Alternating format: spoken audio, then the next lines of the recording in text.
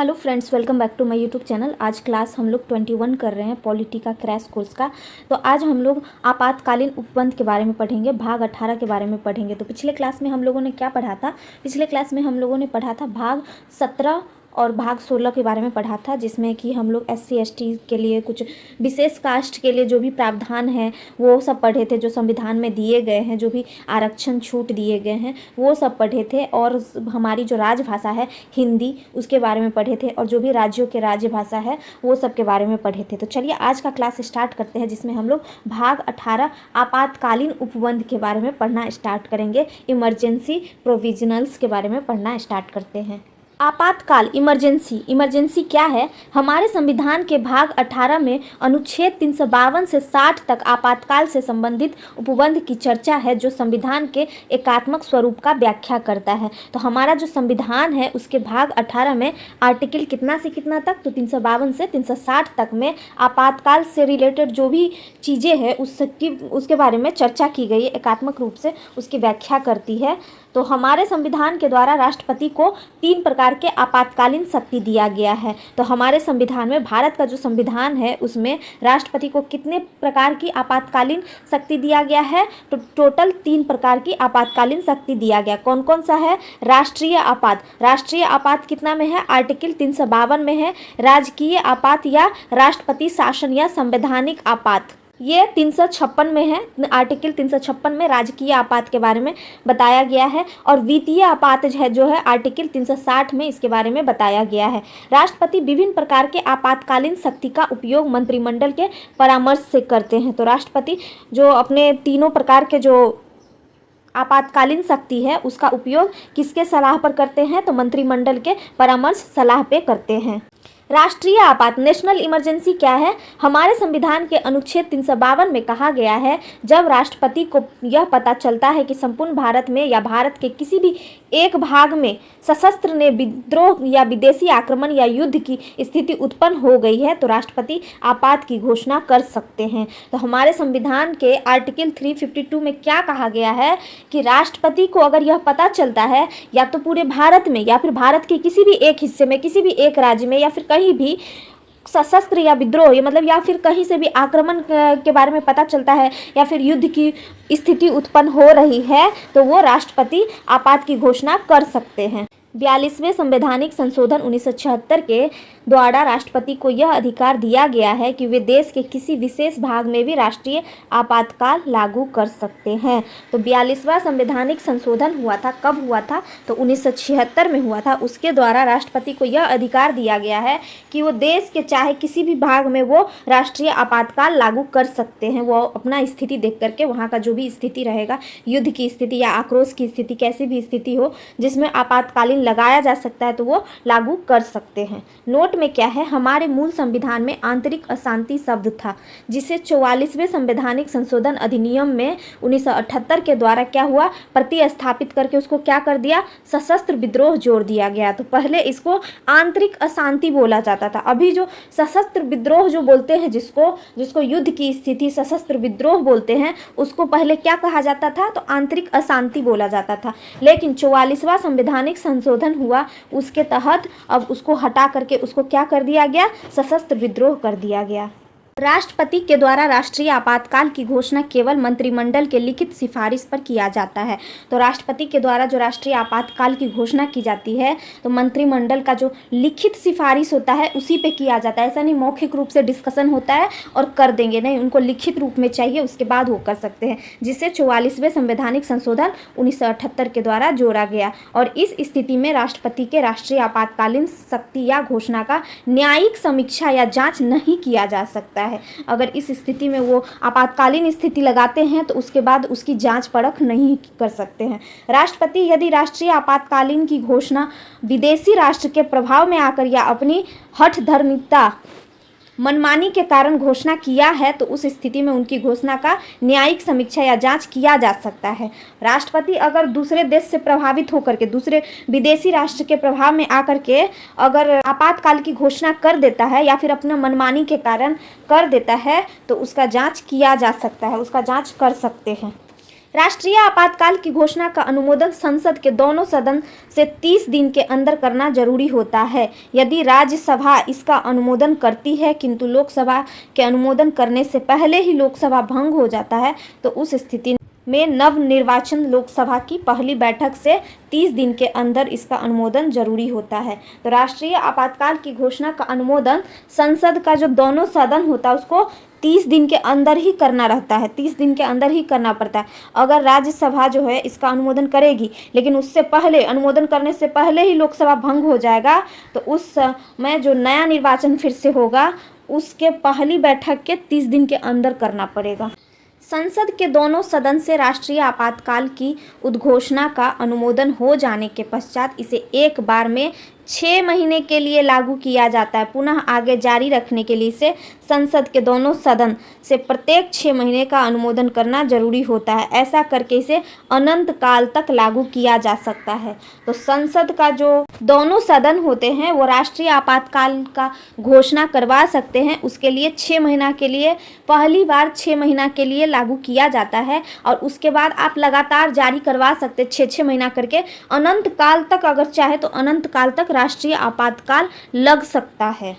राष्ट्रपति के द्वारा इसे कभी भी वापस किया जा सकता है। वापस लेने के लिए संसद के दोनों सदन का अनुमोदन की आवश्यकता नहीं पड़ती है। तो राष्ट्रपति इसे वापस भी ले सकते हैं और अगर वापस करना होगा तो इसके लिए संसद का दोनों सदन का अनुमोदन जरूरी नहीं होता है। राष्ट्रीय आपातकाल की घोषणा जब हो जाती है तब केंद्र एवं राज्य के बीच में संबंध में कुछ परिवर्तन हो जाता है। तो जब भी राष्ट्रीय आपातकाल आती है तो उस समय में केंद्र और राज्य के बीच कुछ संबंध में परिवर्तन हो जाता है। जैसे कि क्या क्या होता है देख लेते हैं। पहला परिवर्तन होता है जो कि आर्टिकल 353 के क में लिखा गया है। केंद्र सरकार अपनी कार्यकारी का विस्तार करके राज्य को इसकी कार्यकारी शक्ति के प्रयोग के लिए निर्देश दे सकते हैं। अर्थात राज्य सरकार पूरी तरह से केंद्र सरकार के नियंत्रण में आ जाता है, हालांकि राज्य सरकार का विघटन नहीं किया जाता है। तो इससे क्या होता है, जब राष्ट्रीय आपातकाल आता है, राजकीय आपातकाल जब आता है तो केंद्र सरकार अपनी जितनी भी कार्यकारी का विस्तार करके राज्य को इसकी कार्यकारी शक्ति के प्रयोग के लिए निर्देश देता है। अर्थात राज्य सरकार का जो पूरा शक्ति होता है ना, वो उसका नियंत्रण अब केंद्र के पास चला जाता है, केंद्र सरकार के पास चला जाता है।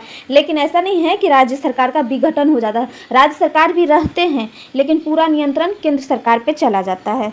दूसरा है अनुच्छेद 250 में है, राष्ट्रीय आपातकाल के समय राज्य सूची के विषय पर कानून बनाने का अधिकार केंद्र सरकार को हो जाता है। तो राष्ट्रीय आपातकाल जब भी आता है उस समय में राज्य सूची का विषय पर जो भी कानून बनाया जाता है वो कानून भी अब राज्य न बना करके अब केंद्र सरकार बनाने लगते हैं। राज्य सूची पर केंद्र सरकार के द्वारा बनाए गए कानून राष्ट्रीय आपातकाल की समाप्ति के बाद भी 6 महीने तक लागू रहता है। तो राज्य सूची जो होते हैं उसमें केंद्र सरकार के द्वारा जो बनाया गया कानून होता है राष्ट्रीय आपातकाल की समाप्ति के बाद भी 6 महीने तक लागू ही रहता है। राष्ट्रीय आपातकाल के दौरान केंद्र सरकार एवं राज्य सरकार के बीच विधायी शक्तियां का विभाजन निलंबित हो जाता है, रुक जाता है। अर्थात इस समय केंद्र सरकार का स्वरूप एकात्मक हो जाता है। तो केंद्र सरकार का मतलब पूरे जो राष्ट्रीय आपातकाल होता है तो उसमें प्रमुख रूप से यही प्रभाव पड़ता है कि राज्य की शक्तियां केंद्र के पास चली जाती है। अब राज्य भी जो कानून बनाएगी अब वो केंद्र सरकार ही बनाने लगती है। अनुच्छेद 354 है, उसमें राष्ट्रीय आपातकाल के दौरान राष्ट्रपति के द्वारा केंद्र सरकार एवं राज्य सरकार के बीच हुआ कर जो होता है, टैक्स जो होता है, उसके विभाजन में संशोधन किया जा सकता है। तो जब भी राष्ट्रीय आपातकाल होगा उसके दौरान राष्ट्रपति जो है वो केंद्र सरकार और राज्य सरकार के बीच जो टैक्स होता है, कौन सा टैक्स मतलब कितना % टैक्स राज्य सरकार देती है और कितना % टैक्स केंद्र सरकार देती है या लेती है, इसका जो होता है विभाजन वो बदल सकते हैं राष्ट्रीय आपातकाल के दौरान। आपातकाल की समाप्ति के पश्चात ही इनके द्वारा किया गया संशोधन तब तक लागू रहेगा जब तक वह वित्तीय वर्ष चलता रहेगा। तो जब तक वो वित्तीय वर्ष चलता रहेगा तब तक वो टैक्स का जो बंटवारा हुआ है वो उतना ही रहेगा। अनुच्छेद 83 का 2 है, उसमें क्या है, राष्ट्रीय आपातकाल के दौरान लोकसभा का कार्यकाल 5 वर्ष से बढ़कर 6 वर्ष तक कर दिया जाता है। तो जब भी राष्ट्रीय आपातकाल होता है तब लोकसभा का जो कार्यकाल नियमतः जो है 5 वर्ष का है, लेकिन 5 वर्ष से बढ़ा करके 6 वर्ष कर दिया जाता है। अर्थात 1 वर्ष में लोकसभा का कार्यकाल 1 वर्ष के लिए बढ़ाया जाता है, एक बार में 1 वर्ष के लिए बढ़ा दिया जाता है। और इस तरह लोकसभा का कार्यकाल अनंत काल के लिए बढ़ाया जा सकता है। तो 5 साल का होता है और एक बार जो राष्ट्रीय आपातकाल आएगा तो 1 साल के लिए बढ़ाएगा और बढ़ाते बढ़ाते इसको अनंत काल तक ले जाया जा सकता है। नोट में है, अब तक एकमात्र लोकसभा 5वीं लोकसभा थी जिसका कार्यकाल 5 वर्ष का न होकर के 6 वर्ष का हो गया था। लोकसभा का बढ़ा हुआ कार्यकाल राष्ट्रीय आपातकाल की समाप्ति के पश्चात 6 महीने से अधिक का नहीं होता है। तो अभी तक एक ही लोकसभा हुई है जो कि 5वीं लोकसभा थी, वो 5 वर्ष का न होकर के 6 वर्ष का था। लोकसभा का बढ़ा हुआ जो कार्यकाल होता है आपातकाल की समाप्ति के पश्चात उसको 6 महीने से अधिक नहीं उसको बढ़ा करके रख सकते हैं। अनुच्छेद 359 है, उसमें क्या है, राष्ट्रीय आपातकाल के दौरान अनुच्छेद 20 एवं 21 को छोड़कर से सभी मूल अधिकार निलंबित कर दिया जाता है। तो आर्टिकल 359 में क्या है, राष्ट्रीय आपातकाल के दौरान जो आर्टिकल जो 20 है और 21 है उसको छोड़ करके से सभी मूल अधिकार को निलंबित कर दिया जाता है। तो आर्टिकल 20 में क्या है, तो आर्टिकल 20 में है कि आप किसी भी कार्य के लिए, किसी भी दोषपूर्ण चीज़ के लिए आपको एक गलती का एक ही सज़ा मिल सकता है। तो एक गलती का एक ही सज़ा मिलेगा, ये आर्टिकल 20 है। तो ये स्वतंत्रता हमेशा बरकरार रहता है, राष्ट्रीय आपातकाल की स्थिति में भी बरकरार रहता है। और आर्टिकल 21 क्या है, तो आर्टिकल 21 में हमारे प्राण और दैहिक की स्वतंत्रता है आर्टिकल 20 में। तो ये दोनों हमारा कभी भी निलंबित नहीं होता है। उसके अलावा जो भी हमारा मूल अधिकार है वो निलंबित कर दिया जाता है उस समय राष्ट्रीय आपातकाल के समय में। नोट में है, हमारे संविधान के अनुच्छेद 358 में कहा गया है कि यदि बाह्य आक्रमण के आधार पर राष्ट्रीय आपातकाल की घोषणा की गई है तो अनुच्छेद 19 के तहत दिए जाने वाले 6 प्रकार की स्वतंत्रता का निलंबन कर दिया जाता है। तो हमारे संविधान का जो आर्टिकल 358 है उसमें क्या कहा गया है, उसमें कहा गया है कि बाह्य आक्रमण जो हमारे देश से बाहर का जो आक्रमण होता है उसके आधार पर अगर राष्ट्रीय आपातकालीन की घोषणा की गई है तो आर्टिकल जो 19 है उसके तहत जो दिए जाने वाले 6 हमारे स्वतंत्रता है उसका निलंबन कर दिया जाता है।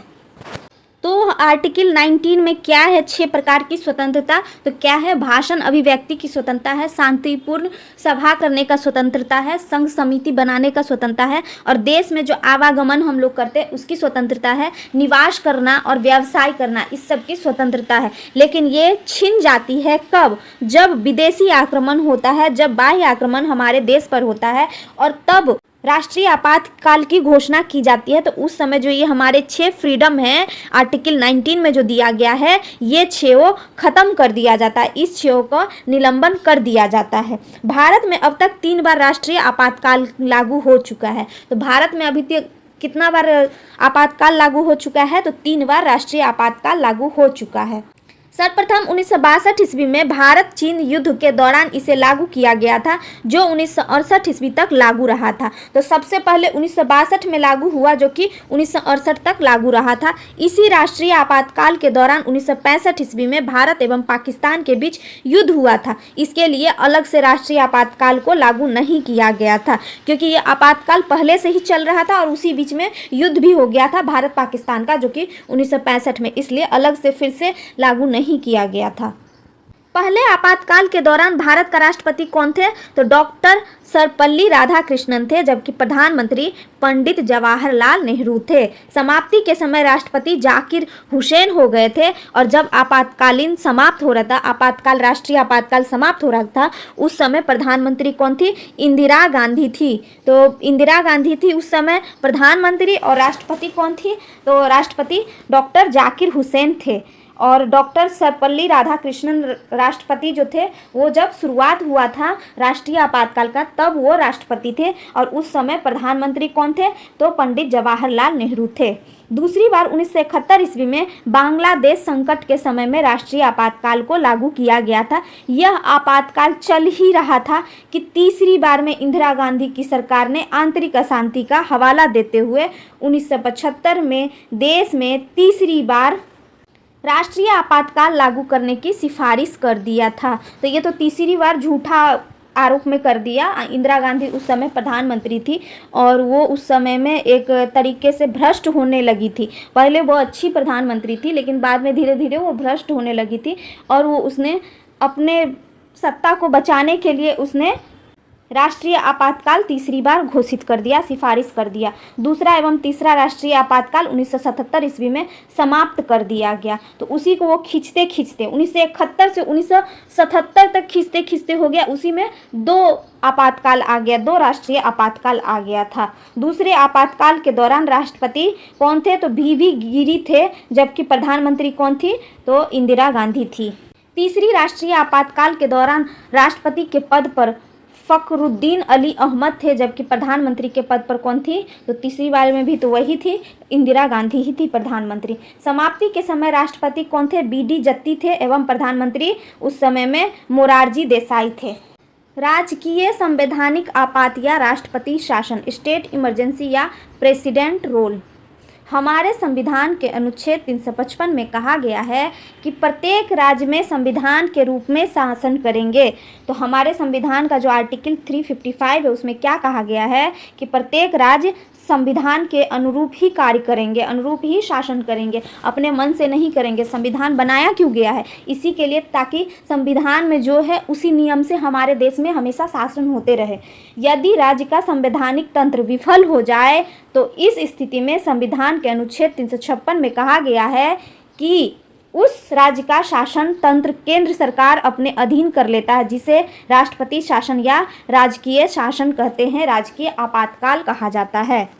अनुच्छेद 356 में क्या है? तो इसके तहत किसी राज्य में राष्ट्रपति शासन दो आधार पर लगाया जाता है। किस किस आधार पर लगाया जाता है देखते हैं।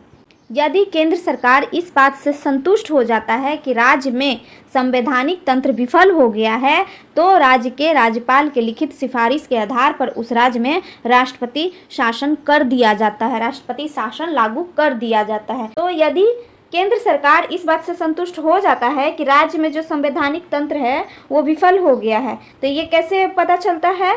तो राज्य के जो राज्यपाल होते हैं उनके लिखित सिफारिश के आधार पर पता चलता है, तो वो राष्ट्रपति शासन लागू कर सकते हैं। अनुच्छेद 365 है, उसमें कहा गया है कि यदि कोई राज्य केंद्र सरकार के द्वारा दिए गए दिशा निर्देश को लागू नहीं करता है तो उस स्थिति में उस राज्य में राष्ट्रपति शासन लागू किया जाता है। तो यदि कोई राज्य जो है वो केंद्र सरकार के द्वारा जो दिया गया दिशा निर्देश है, कैसे कैसे कार्य करना है, कैसे कैसे शासन करना है, वो इस हिसाब से नहीं करता है, तो उस स्थिति में राज्य में राष्ट्रपति शासन लागू कर दिया जाता है। राष्ट्रपति शासन की उद्घोषणा का संसद के दोनों सदन में 60 दिन के अंदर अनुमोदन करना जरूरी होता है। यदि राज्यसभा अनुमोदन कर दिया है और लोकसभा के अनुमोदन करने से पहले ही भंग हो जाता है तो उस स्थिति में नवनिर्वाचन जो होगा उसके लोकसभा की जो पहली बैठक होती है 30 दिन के अंदर उसका अनुमोदन करना जरूरी होता है। यदि दोनों सदन से अनुमोदन कर दिया जाता है तो यह पहली बार 6 महीना के लिए लागू हो जाता है। पुनः इसे जारी रखने के लिए दोनों सदन से प्रत्येक 6 महीना अनुमोदन करके इसे 3 साल तक लगाया जा सकता है। तो यदि दोनों जो सदन होते हैं उनसे अनुमोदन कर दिया जाता है तो पहली बार 6 महीना के लिए लागू किया जाता है और उसे जारी रखने के लिए दोनों सदन को प्रत्येक 6 महीना पर अनुमोदन करके उसको 3 साल तक बढ़ा सकते हैं कंटिन्यू, मतलब 5 बार और कर सकते हैं, 5 बार कर उसको बढ़ा सकते हैं। 5 बार अनुमोदन करेंगे तो 6 करके 3 साल तक जाएगा। राष्ट्रपति शासन का प्रभाव, इफेक्ट ऑफ स्टेट इमरजेंसी। तो राष्ट्रपति शासन के दौरान राज्य सरकार का सभी कार्य राज्यपाल या अन्य पदाधिकारी के अधीन हो जाता है। तो राष्ट्रपति शासन जब होता है तो उसके दौरान जो राज्य सरकार का जो सभी कार्य होता है वो राज्यपाल या फिर अन्य जो पदाधिकारी होते हैं उनके अधीन आ जाता है। राज्य की विधायिका शक्ति का प्रयोग केंद्र सरकार के द्वारा किया जाता है। तो राज्य का जो भी विधायिका शक्ति होती है उसका प्रयोग कौन करते हैं? तो केंद्र सरकार करते हैं। मुख्यमंत्री के नेतृत्व वाली मंत्रिपरिषद भंग हो जाती है क्योंकि अब तो ये राष्ट्रपति के अंदर चला गया, अब राष्ट्रपति शासन हो गया, इसलिए अब जो मुख्यमंत्री के नेतृत्व वाली जो भी मंत्रिपरिषद होती है वो भंग कर दिया जाता है। राष्ट्रपति के दिशा निर्देश में राज्यपाल राष्ट्रपति के नाम से, राज्य सचिव की सहायता से या राष्ट्रपति के द्वारा नियुक्ति किए गए किसी सलाहकारी सदस्य की सहायता से कार्य करने लगते हैं। तो राष्ट्रपति का जो दिशा निर्देश होता है उसमें राज्यपाल कार्य करते हैं। तो राज्यपाल राष्ट्रपति के नाम से कार्य करते हैं, राज्य सचिव की सहायता से कार्य करते हैं और या फिर उनके द्वारा जो नियुक्त किए गए सलाहकारी सदस्य होते हैं तो उनके द्वारा ये कार्य करने लगते हैं, उनके मदद से कार्य करने लगते हैं। राष्ट्रपति शासन शासन के दौरान राज्य सरकार का बजट केंद्रीय वित्त मंत्री के द्वारा संसद में प्रस्तुत किया जाता है। राष्ट्रपति शासन के दौरान यदि लोकसभा का सत्र नहीं चल रहा होता है तो राष्ट्रपति अध्यादेश के द्वारा राज्य के लिए कानून बनाते हैं। जब लोकसभा का सत्र नहीं चल रहा होता है तो राज्य के संचित निधि से बिना राष्ट्रपति के अनुमोदन से धन निकाला जा सकता है। तो जब भी लोकसभा का सत्र नहीं चलता रहेगा तब राज्य का जो संचित निधि होता है उसमें से बिना राष्ट्रपति के अनुमति का भी धन निकाल सकते हैं इमरजेंसी के समय में। राष्ट्रपति शासन के दौरान उस समय के उच्च न्यायालय के कार्यों पर कोई प्रभाव नहीं पड़ता है। तो राष्ट्रपति का जो शासन होता है उस समय राज्य का जो हाई कोर्ट होता है, उच्च न्यायालय होता है, उसके कार्य पर कोई प्रभाव नहीं पड़ता है। वो जैसे चलते रहता है पहले वैसे ही अभी भी चलता है। पूरे भारत में सर्वप्रथम 1951 ईस्वी में पंजाब राज्य में राष्ट्रपति शासन को लगाया गया था और अब तक सबसे अधिक बार यूपी एवं मणिपुर में 10-10 बार राष्ट्रपति शासन लगाया गया था। तो पूरे भारत में सबसे पहले कब लगाया गया था? 1951 में। कहाँ पर लगाया गया था? तो पंजाब राज्य में राष्ट्रपति शासन लगाया गया था। लेकिन अभी तक सबसे ज़्यादा तो यूपी और मणिपुर में लगाया, जो कि 10-10 बार लगा है। राष्ट्रपति शासन के दौरान राज्यपाल राज्य का संवैधानिक एवं वास्तविक दोनों प्रधान बन जाता है। तो राष्ट्रपति शासन जब भी होता है उस समय राज्यपाल का महत्व बढ़ जाता है मुख्यमंत्री के बजाय, क्योंकि मुख्यमंत्री का तो सत्र ही भंग कर दिया जाता है, मंत्रिमंडल ही भंग कर दिया जाता है। तो राष्ट्रपति शासन जब भी लगता है उस समय में राज्यपाल का, राज्य का जो भी राज्यपाल होते हैं उनका संवैधानिक और वास्तविक दोनों प्रधान वो बन जाते हैं। राष्ट्रपति शासन लागू करने की घोषणा का न्यायिक जांच किया जा सकता है। तो राष्ट्रपति शासन जो लागू होता है उसका जो घोषणा होता है किस आधार पर लिया गया है उसका चाहे तो न्यायिक जांच कर सकते हैं। राष्ट्रपति शासन की उद्घोषणा का जब तक संसद के दोनों सदन से अनुमोदन नहीं किया जाता है तब तक मुख्यमंत्री के नेतृत्व वाली मंत्रिपरिषद भंग नहीं होता है।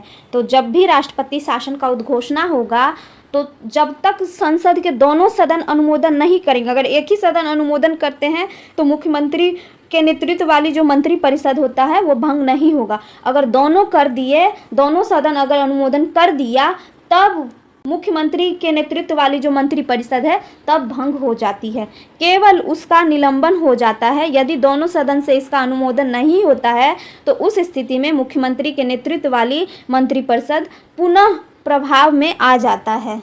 डॉक्टर भीमराव अंबेडकर ने अनुच्छेद 356 के तहत दिए गए राष्ट्रपति शासन को मृत पत्र की संज्ञा दिया है। तो डॉक्टर भीमराव अंबेडकर है जो कि हमारे इसके फादर भी कहे जाते हैं संविधान के, भारतीय संविधान के जो वो लिखे थे। तो उन्होंने कहा है कि राष्ट्रपति शासन जो है ये मृत पत्र के बराबर है, मृत पत्र है ये एक प्रकार का। वित्तीय आपात क्या है? फाइनेंशियल इमरजेंसी क्या है? यह अमेरिका के संविधान से लिया गया। वित्तीय आपातकाल जो है, फाइनेंशियल इमरजेंसी, ये कहाँ से लिया गया है? तो अमेरिका के संविधान से लिया गया। इसकी चर्चा संविधान के अनुच्छेद 360 में है। तो वित्तीय आपात की चर्चा अनुच्छेद कितने में है? तो अनुच्छेद 360 में है। इस अनुच्छेद में कहा गया है कि पूरे देश में, देश के किसी भी एक भाग में वित्तीय अस्थायित्व शाख संकट में है तो उस स्थिति में राष्ट्रपति के द्वारा संपूर्ण देश के लिए वित्तीय आपात को लागू किया जाता है। तो किसी भी भारत के किसी भी कोने में रहेगा, देश के किसी भी कोने में अगर वित्तीय स्थिति खराब हो गई है तो पूरे देश में भी लगा सकते हैं वित्तीय आपातकाल। 44वें संवैधानिक संशोधन 1978 के द्वारा वित्तीय आपात की उद्घोषणा का न्यायिक समीक्षा किया जा सकता है। वित्तीय आपातकाल का संसद के दोनों सदन से 60 दिन के अंदर अनुमोदन करना जरूरी होता है। तो वित्तीय आपातकाल है, इसके लिए संसद का जो दोनों सदन है, दोनों सदन से 60 दिन के अंदर ही अनुमोदन करना जरूरी होता है। यदि वित्तीय आपातकाल की उद्घोषणा का राज्यसभा के द्वारा अनुमोदन कर दिया गया है और लोकसभा के अनुमोदन करने से पहले ही यदि लोकसभा भंग हो जाता है तो उस स्थिति में नवनिर्वाचन लोकसभा की पहली बैठक है उसके 30 दिन के अंदर में ही करना पड़ता है। अनुमोदन करना पड़ता है कितने दिन के अंदर में? तो 30 दिन के अंदर में ही करना पड़ता है और दोनों सदन से अनुमोदन के पश्चात यह तब तक लागू रहता है जब तक इसे वापस नहीं ले लिया जाता है, अर्थात इसकी अधिकतम सीमा की चर्चा नहीं की गई है, कितना भी हो सकता है। वित्तीय आपातकाल की उद्घोषणा का अनुमोदन संसद के प्रत्येक सदन में सामान्य बहुमत से किया जाना है। तो वित्तीय आपातकाल जब भी होगी तो संसद का जो दोनों सदन है, दोनों सदन से सामान्य बहुमत में ही किया जाना होता है। वित्तीय आपातकाल का क्या प्रभाव पड़ता है ये देखते हैं। इस आपातकाल के दौरान राज्य सरकार की सभी वित्तीय शक्ति का नियंत्रण कौन करने लगती है? तो केंद्र सरकार के अधीन हो जाता है, वही करने लगते हैं। केंद्र सरकार राज्य में कार्यरत किसी भी पदाधिकारी के वेतन भत्ता में कमी कर सकते हैं। तो केंद्र सरकार अब सारा नियंत्रण करने लगी है राज्य का भी। तो अब केंद्र सरकार चाहेगी तो राज्य में कार्यरत कोई भी पदाधिकारी है उनका वेतन भत्ता जो होते हैं उसमें कमी कर सकती है, कटौती कर सकती है वित्तीय आपातकालीन की स्थिति में। इस आपातकाल के दौरान केंद्र सरकार के किसी भी पदाधिकारी के वेतन एवं भत्ता में राष्ट्रपति के द्वारा कमी किया जा सकता है। तो राष्ट्रपति चाहे तो किसी भी प्रकार की कोई भी पदाधिकारी हो, उनका कोई भी वेतन हो एवं भत्ता हो, उसमें वो कटौती कर सकते हैं। भारत में अब तक एक बार भी वित्तीय आपातकाल लागू नहीं किया गया है। तो हमारा देश ऐसा देश है जिसमें अभी तक एक बार भी वित्तीय आपातकाल लागू नहीं हुआ है। वित्तीय आपात के समय राष्ट्रपति को छोड़कर शेष सभी कर्मचारियों के वेतन काट लिए जाते हैं। यह अब तक लागू नहीं हुआ है। तो वित्तीय आपातकाल की स्थिति जब भी आएगी तो राष्ट्रपति का तो कभी भी कुछ भी कोई भी स्थिति आएगा तो राष्ट्रपति के वेतन में कोई भी कटौती नहीं की जा सकती है, ना ही उनके भत्ता में कटौती की जा सकती है। क्यों? क्योंकि राष्ट्रपति एक बहुत ही बड़ा और सम्मानजनक पद है, इसलिए उनके वेतन में कटौती कभी भी नहीं की जा सकती है, ना ही उनके भत्ते में कटौती की जा सकती है। बाद बाकी देश के पूरे देश के जितने भी कर्मचारी हैं उनके वेतन से कटौती किया जा सकता है। अब तक ये हमारे देश में कभी लागू ही नहीं हुआ है, कभी भी वित्तीय आपातकालीन की स्थिति नहीं आई है। रिमार्क में क्या है? राष्ट्रीय आपात को 6 महीने के अनुमोदन के बाद अनंत काल तक बढ़ाया जा सकता है। तो राष्ट्रीय आपातकाल जो है वो तो 6 महीने करके उसको अनंत काल तक बढ़ाए जा सकते हैं, लेकिन राष्ट्रपति शासन को 6 अनुमोदन करके 6 महीना अनुमोदन करके बस 3 साल तक ही बढ़ा सकते हैं। तो राष्ट्रपति शासन जो होता है वो 6 महीना करके 3 साल तक ही बढ़ा सकते हैं, लेकिन राष्ट्रीय आपातकालीन की स्थिति ला सकते हैं कैसे? 6 महीना करके पूरे अनंत काल तक कभी तक भी कर सकते हैं। वित्तीय आपातकाल एक बार अनुमोदन के बाद तब तक लागू रहता है जब तक इसे वापस नहीं लिया जाता है। तो जब भी वित्तीय आपातकाल की स्थिति आएगी तो संसद का जो दोनों सदन है वो अनुमोदन करते हैं, तभी वो लागू होता है वित्तीय आपातकाल। और जब तक वो वापस नहीं ले लेंगे, वो अनुमोदन वापस नहीं ले लेंगे, तब तक लागू रहेगा वित्तीय आपातकाल। राष्ट्रीय आपात तथा राष्ट्रपति शासन जर्मनी से, जबकि वित्तीय आपातकाल कहाँ से लिया गया है? USA अमेरिका से लिया गया है। तो राष्ट्रीय आपातकाल कहाँ से लिया गया है और राष्ट्रपति शासन कहाँ से लिया गया है? जर्मनी के संविधान से लिया गया है। और वित्तीय आपातकाल जो है, वित्तीय आपात जो है ये USA से लिया गया है। 42वां संविधान संशोधन जो हुआ था 1976 में, उसके द्वारा इंदिरा गांधी ने राष्ट्रीय आपातकाल का दुरुपयोग कर दिया था। तो ये पहले भी मैंने कहा था कि उसने बहाना करके बहुत लंबे समय तक खींच दिया था और शासन बहुत गंदे तरीके से उस समय में चलाया था। जबकि 44वां संविधान संशोधन जो हुआ था 1978 द्वारा मोरारजी देसाई ने इसका दुरुपयोग को समाप्त कर दिया। तो 42वां संविधान संशोधन किया था 1976 में इंदिरा गांधी ने। वो अपना राष्ट्रपति शासन राष्ट्रीय आपात लाया और उसने बहुत ही दुरुपयोग किया, बहुत गंदे तरीके से राजनीति खेला था उस समय में। और बहुत 5 साल लगभग उसने 5-6 साल तक ये कंटिन्यू रखा और बहुत गंदे तरीके से भारत को प्रदूषित भी कर दिया। कुछ भी अच्छा शासन नहीं चल रहा था उस समय में। और इसको समाप्त कब किया था? तो 1978 में मोरारजी देसाई ने इसको समाप्त कर दिया था।